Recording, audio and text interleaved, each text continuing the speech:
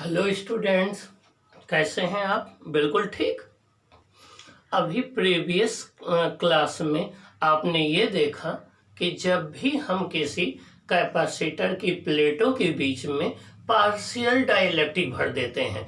Partial का मतलब कि जितना का जितना स्पेस दोनों प्लेटों के बीच में है उसमें एंटायर स्पेस में डाइलेक्ट्रिक ना भर करके के थोड़े स्पेस में हम जो है उसको फिल करते हैं। उस केस में कैपेसिटेंस हो जाता है कैपेसिटर का C dash equal to epsilon naught A upon D minus T plus T upon के हो जाता है। मीन्स कैपेसिटेंस इंक्रीज हो जाता है। क्या हो जाता है? कैपेसिटेंस इंक्रीज हो जाता है।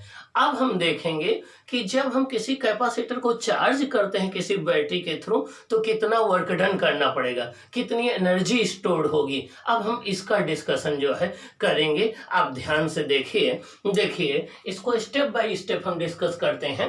हेडिंग है एनर्जी ऑफ ए कैपेसिटर। आपको याद होगा मैंने आपको ये बताया था कि कैपेसिटर एक एनर्जी स्टोरिंग डिवाइस होती है। मींस कैपेसिटर की प्लेटों के बीच में हम इलेक्ट्रोस्टैटिक एनर्जी को इलेक्ट्रिक फील्ड के रूप में स्टोर करते हैं और वो यूनिफॉर्म इलेक्ट्रिक फील्ड होती है। तो कैपेसिटर की प्लेटों के बीच में इलेक्ट्रिकल एनर्जी पोटेंशियल एनर्जी के रूप में स्टोर्ड होती है। तो कितनी एनर्जी स्टोर्ड होगी ये हमें कैलकुलेट करना है। कितनी एनर्जी स्टोर्ड होगी ये हमें कैलकुलेट करना है। देखिए कैसे कैलकुलेट करेंगे। ये स्टेप 1 है। स्टेप 1 में ए पार्ट में हमने ये कैपेसिटर ले रखा है। ये कैपेसिटर ले रखा है। दोनों प्लेटें ये इसकी ये है और इसका प्लेट एरिया ए है। प्लेटों के बीच में डिस्टेंस डी है। अभी इस पर कोई चार्ज नहीं, चार्ज जीरो है। कैपेसिटर की प्लेटों के बीच में कोई इलेक्ट्रिक फील्ड नहीं, इलेक्ट्रिक फील्ड जीरो है, पोटेंशियल जीरो है, एनर्जी जीरो है। लेकिन याद रखना कैपेसिटेंस जीरो नहीं है। वो किसके बराबर है? सी नॉट के इक्वल है। किसके बराबर है? सी नॉट के इक्वल है। इसका मतलब ये हो गया कि चाहे कैपेसिटर कोई चार्ज दो या ना दो, कैपेसिटेंस तो उसमें रहेगी ही रहेगी। मीन्स कोई एक बकेट ले आओ, उसमें चाहे पानी भर के रखो या ना रखो, लेकिन उसकी कैपेसिटी तो रहेगी ही रहेगी ना, वो तो जीरो होगी नहीं। तो देखिए कैपेसिटेंस इसकी जीरो नहीं है। अब हमने क्या किया, हमें कैपेसिटर की एक प्लेट को पॉजिटिव चार्ज देना है, एक को नेगेटिव चार्ज देना है।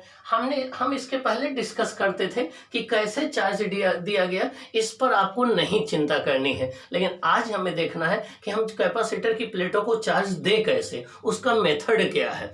तो देखिए हम क्या करते हैं इसके लिए। ये कैपेसिटर की ये फर्स्ट प्लेट है कैपेसिटर की, ये सेकंड प्लेट है। जब बैटरी से आपने नहीं कनेक्ट किया था इसका पोटेंशियल जीरो था, इसका पोटेंशियल जीरो था। अब हमने क्या किया, कैपेसिटर की फर्स्ट प्लेट को बैटरी के पॉजिटिव टर्मिनल से कनेक्ट कर दिया, दूसरी वाली प्लेट को बैटरी के नेगेटिव टर्मिनल से कनेक्ट कर दिया। मीन्स कैपेसिटर की फर्स्ट प्लेट को बैटरी के पॉजिटिव टर्मिनल से कनेक्ट कर दिया, कैपेसिटर की दूसरी वाली प्लेट को बैटरी के नेगेटिव टर्मिनल से कनेक्ट कर दिया। जैसे ही हम ऐसा करेंगे इमीडिएट क्या होगा, ध्यान से सुनिए। तुरंत ही अब इस फर्स्ट प्लेट के बीच में और पॉजिटिव टर्मिनल के बीच में एक पोटेंशियल डिफरेंस आ जाएगा। क्या आ जाएगा? एक पोटेंशियल डिफरेंस आ जाएगा। और पोटेंशियल डिफरेंस, इसका पोटेंशियल हाई होगा, इसका पोटेंशियल लो होगा। स्टार्टिंग में पॉजिटिव चार्ज हमेशा हाई पोटेंशियल से लो पोटेंशियल फ्लो करता है, तो यहाँ से पॉजिटिव चार्ज फ्लो करेगा और इस कैपेसिटर की पॉजिटिव प्लेट पर आएगा। यहाँ पर प्लस चार्ज इकट्ठा होता जाएगा, प्लस चार्ज इकट्ठा होता जाएगा। और जैसे ही आप कैपेसिटर की दूसरी वाली प्लेट को निगेटिव से आप कनेक्ट करेंगे, इसका पोटेंशियल पहले जीरो था, अब इसका पोटेंशियल निगेटिव हो जाएगा। अब इसका पोटेंशियल निगेटिव हो जाएगा, इसका मोर निगेटिव होगा, इसका लेस निगेटिव होगा। तो लो पोटेंशियल से हाई पोटेंशियल नेगेटिव चार्ज चलता है। नेगेटिव चार्ज बैटरी के नेगेटिव टर्मिनल से चलेगा, यहाँ पर आकर के एक्युमुलेट हो जाएगा। यहाँ पर नेगेटिव चार्ज इकट्ठा होने लगेगा, यहाँ पर पॉजिटिव चार्ज इकट्ठा होने लगेगा। जैसे ही कैपेसिटर की जब यहाँ पहला फर्स्ट पॉजिटिव चार्ज आएगा तो कोई वर्क डन नहीं होगा, यहाँ पर पहला नेगेटिव चार्ज आएगा तो कोई वर्क डन नहीं होगा। लेकिन जैसे जैसे यहाँ चार्ज आता जाएगा, इसकी कैपेसिटर की प्लेटों के बीच में एक इलेक्ट्रिक फील्ड स्टेब्लिश हो जाएगी और ये इलेक्ट्रिक फील्ड होगी E equal to sigma upon epsilon not equal to ये होगी Q upon A epsilon not के बराबर। कैपेसिटर की प्लेटों के बीच में एक इलेक्ट्रिक फील्ड स्टेब्लिश होती जाएगी। ये इलेक्ट्रिक फील्ड यूनिफॉर्म होगी और पॉजिटिव प्लेट से नेगेटिव प्लेट की ओर होगी। अब जब आप पहला चार्ज आया तो कोई अट्रैक्शन या रिपल्सन नहीं हुआ। अब दूसरा चार्ज आना चाहेगा तो कैपेसिटर की प्लेटों पर पहले से आपका पॉजिटिव चार्ज है, तो ये चार्ज इसको रिपल करेगा। रिपल करने के लिए अब बैटरी को वर्क डन करना पड़ेगा इस प्लस चार्ज को देने में। तो बैटरी के अंदर जो इलेक्ट्रोलाइट भरा हुआ है उसमें जो केमिकल एनर्जी स्टोर्ड है, बैटरी उस केमिकल एनर्जी को खर्च करके और ये वर्क डन करेगी और ये इसको चार्ज करती रहेगी। अब धीरे धीरे यहाँ चार्ज प्लस ग्रो होता रहेगा, यहाँ माइनस ग्रो होता है, यहाँ प्लस ग्रो होता रहेगा, यहाँ माइनस ग्रो होता रहेगा। और जैसे जैसे यहाँ पर कैपेसिटर की प्लेटों पर चार्ज बढ़ता जाएगा, इस पॉजिटिव प्लेट का पोटेंशियल बढ़ता जाएगा, इसका पोटेंशियल इंक्रीज होता जाएगा और इस प्लेट और इसके पॉजिटिव टर्मिनल के बीच में पोटेंशियल डिफरेंस डिक्रीज होता जाएगा। एक ऐसी कंडीशन आएगी कि जो कैपेसिटर की प्लेटों के बीच में जो कैपेसिटर की इस पॉजिटिव प्लेट का पोटेंशियल है वही बैटरी के पॉजिटिव टर्मिनल का हो जाएगा। जो कैपेसिटर की नेगेटिव प्लेट का पोटेंशियल है वही बैटरी के नेगेटिव टर्मिनल का पोटेंशियल हो जाएगा। इसके बीच में पोटेंशियल डिफरेंस जीरो हो जाएगा, इसके बीच में पोटेंशियल डिफरेंस जीरो हो जाएगा।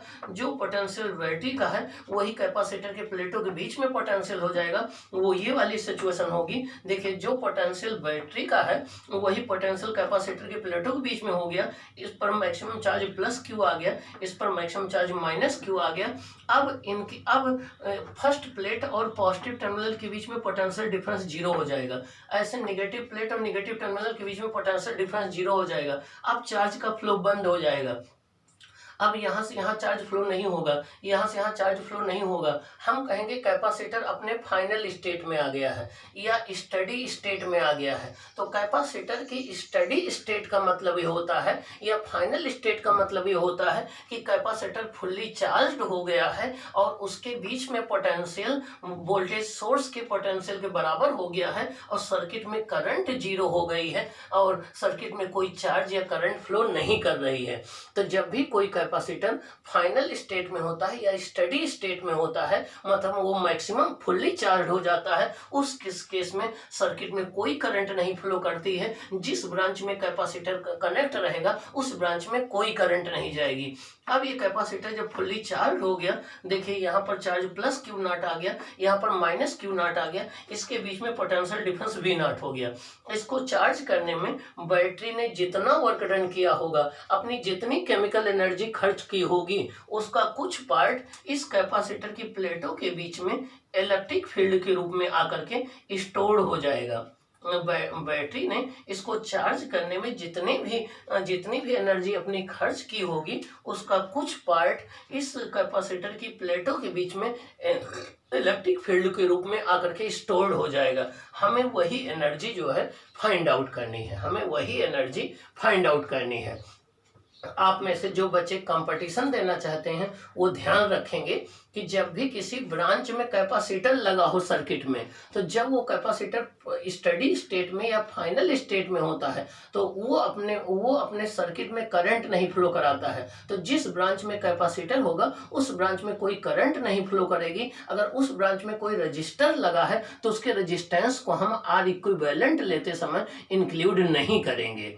अब आप देखिए, हमें वर्क डन निकालना है। क्या है? वर्क डन निकालना है। वर्क डन निकालने के लिए हम ये मान रहे हैं, अब आपको पता है कि पॉजिटिव चार्ज तो फ्लो करता नहीं है। पॉजिटिव चार्ज तो अपने जगह पर वो प्रोटॉन की वजह से होता है और न्यूक्लियस में रहता है। सारा काम कौन करता है? इलेक्ट्रॉन करता है। इसका मतलब यहाँ पर जो भी फ्लो होगा वो इलेक्ट्रॉन का फ्लो होगा, पॉजिटिव चार्ज का कोई फ्लो नहीं होगा। इसका मतलब होगा कि इलेक्ट्रॉन नेगेटिव प्लेट से निकल करके पॉजिटिव प्लेट में आएंगे, इलेक्ट्रॉन नेगेटिव प्लेट से निकल करके पॉजिटिव प्लेट में आएंगे।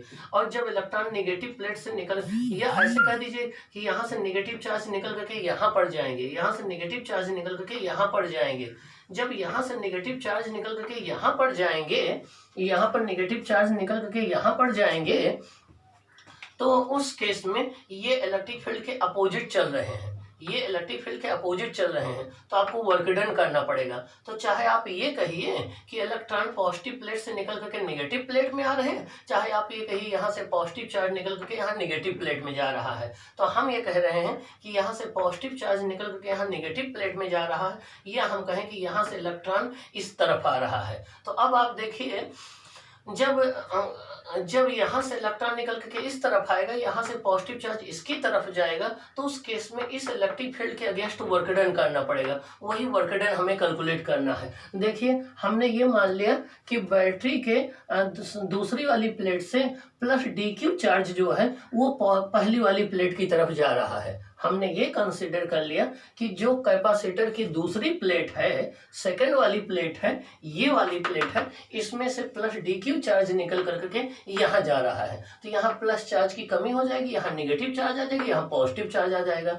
अब इस प्लस DQ चार्ज को चलने में ये इलेक्ट्रिक फील्ड के अपोजिट चल रहा है। इलेक्ट्रिक फील्ड के अपोजिट चलने में इसको वर्क डन करना पड़ेगा, इसको एनर्जी चाहिए, और एनर्जी चाहिए तो वो एनर्जी एक्सटर्नल एजेंट को सप्लाई करनी पड़ेगी। यहाँ पर एक्सटर्नल एजेंट कौन है? बैटरी है। यहाँ पर एक्सटर्नल एजेंट कौन है? बैटरी है। तो बैटरी जो है वो इस चार्ज को एनर्जी सप्लाई करेगी कैपेसिटर के नेगेटिव प्लेट से पॉजिटिव प्लेट तक जाने में। अब जितना बैटरी एनर्जी सप्लाई करेगी वही इस चार्ज पर वर्क डन हो जाएगा। तो चलो हम देखें कि DQ चार्ज को बैटरी के नेगेटिव प्लेट से पॉजिटिव प्लेट तक पहुंचाने में बैटरी कितना वर्क डन करोगी। मान लीजिए वो करेगी DW, तो वर्क डन बाई बैटरी हो जाएगा DW इक्वल टू VDQ होगा। फार्मूला होता है V equal to W upon Q, तो W इक्वल टू हो जाएगा VQ, तो ये हो जाएगा DW equal to V into DQ हो जाएगा। यहाँ पर V क्या है? पोटेंशियल है। किसके बीच में? कैपेसिटर की प्लेटों के बीच में, जब वो फुल्ली चार्ज नहीं हुआ है। DQ क्या है? स्मॉल अमाउंट ऑफ चार्ज है। कहाँ से जा रहा है? नेगेटिव प्लेट से। किधर जा रहा है? पॉजिटिव प्लेट की तरफ। DW क्या है? बैटरी के द्वारा वर्क डन है। अब total work done battery, total work done in charging the capacitor from Q equal to 0 to Q equal to Q0। जब वो बैटरी कैपेसिटर को फुल्ली चार्ज करेगी 0 चार्ज से लेकर के मैक्सिमम चार्ज Q0। पहले देखिए यहाँ पर कोई चार्ज नहीं था, चार्ज 0 था, अब मैक्सिमम चार्ज कितना आ गया? Q0 आ गया है। तो 0 चार्ज से लेकर के मैक्सिमम चार्ज Q0 तक चार्ज करने में टोटल वर्क डन जो बैटरी का होगा वो होगा इंटीग्रेशन DW इक्वल टू आपका इंटीग्रेशन VDQ हो जाएगा। इनिशियल चार्ज कितना था? 0, तो लोअर लिमिट 0 हो गई। फाइनल चार्ज कितना है? Q0 है, तो अपर लिमिट Q0 हो गई। अब V इक्वल टू होता है Q upon C। V equal to होता है आपका Q upon C। V equal to होता है Q अपान C। तो यहाँ पर हमने Q अपान C राइट कर दिया, DQ राइट कर दिया। 1 अपान C कांस्टेंट है, इंटीग्रेशन के बाहर आ जाएगा। और आपको पता है इंटीग्रेशन x dx होता है, ये होता है x स्क्वायर अपान 2, ये होता है।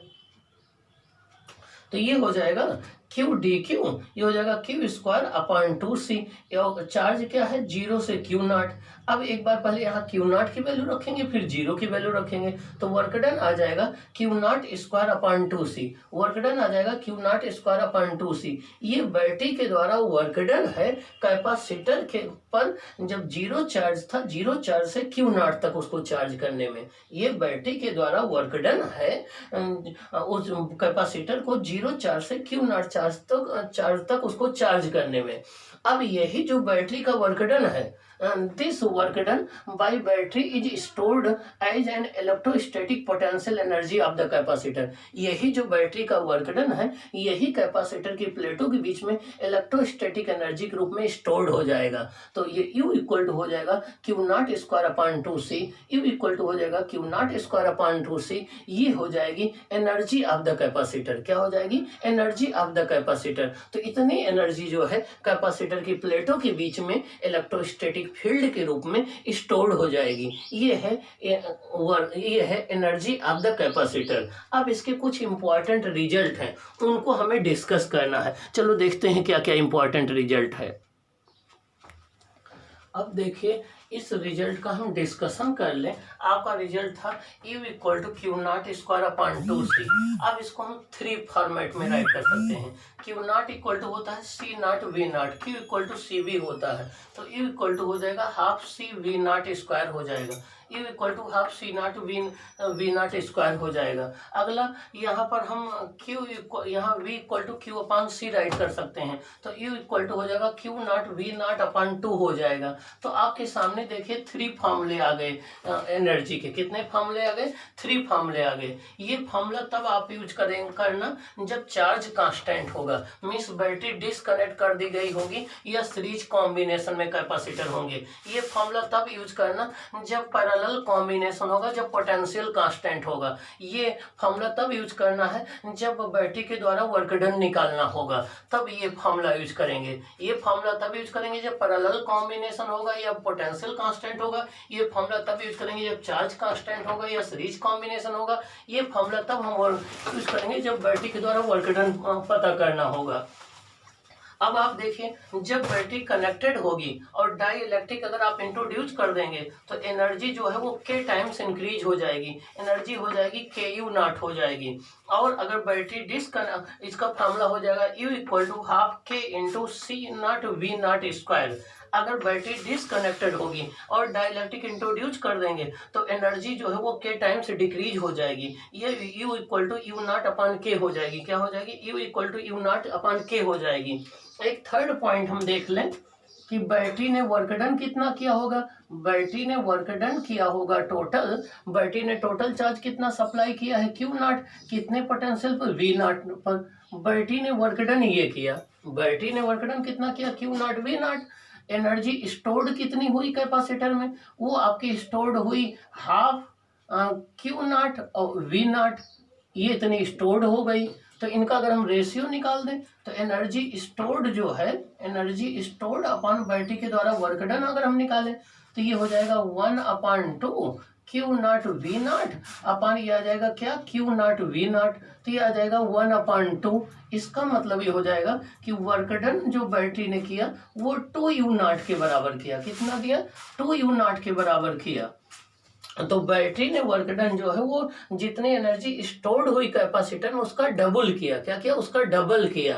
अब बात ये आती है कि आधी एनर्जी कहाँ चली गई? तो बैटरी जितना वर्क डन करती है उसका 50% जो एनर्जी है वो आपकी हीट और लाइट के रूप में, हीट लाइट के रूप में वेस्ट हो जाती है। हीट और लाइट के रूप में वेस्ट हो जाती है। क्या हो जाती है? वेस्ट हो जाती है, वेस्ट हो जाती है। और 50% जो एनर्जी होती है बैटरी की वो जो है स्टोर्ड हो जाती है। क्या हो जाती है? स्टोर्ड हो जाती है। मतलब क्या हुआ कि जब भी किसी बैटरी को कैपेसिटर से कनेक्ट कर देंगे तो बैटरी अपनी जितनी केमिकल एनर्जी खर्च करेगी, जितना वर्क डन करेगी, उसका 50% तो कैपेसिटर की प्लेटों के बीच में स्टोर्ड हो जाएगा और 50% जो है वो हीट और लाइट के रूप में वेस्ट हो जाएगा। ऐसा कब होगा? जब कैपेसिटर पर शुरू में कोई चार्ज नहीं होगा, इनिशियली वो अनचार्ज होगा। अब आपके लिए क्वेश्चन ये है कि ये बताइए ये 50% ही हमेशा क्यों स्टोर होती है? ये 40% क्यों नहीं होती? 30% क्यों नहीं होती? 60% क्यों नहीं होती? ये आपको सोचना है। दूसरा आपको सोचना है अगर कि कैपेसिटर की प्लेटों पर पहले से कोई चार्ज होगा उस केस में क्या होगा? क्या ये 50% ही एनर्जी स्टोर होगी या इससे ज्यादा स्टोर होगी? ये आपको सोचना है। क्या? ये आपको सोचना है। तो ये 2 क्वेश्चंस आपके लिए हैं। ये 2 क्वेश्चन जो हैं वो आपके लिए हैं। अब एक बात यही और हम डिस्कस कर सकते हैं। 4th पॉइंट वो आपका ये है कि ये जो एनर्जी स्टोर्ड हुई आपकी, ये half C not V not square हो गई। ये जो एनर्जी स्टोर्ड हुई half C not V not square हो गई।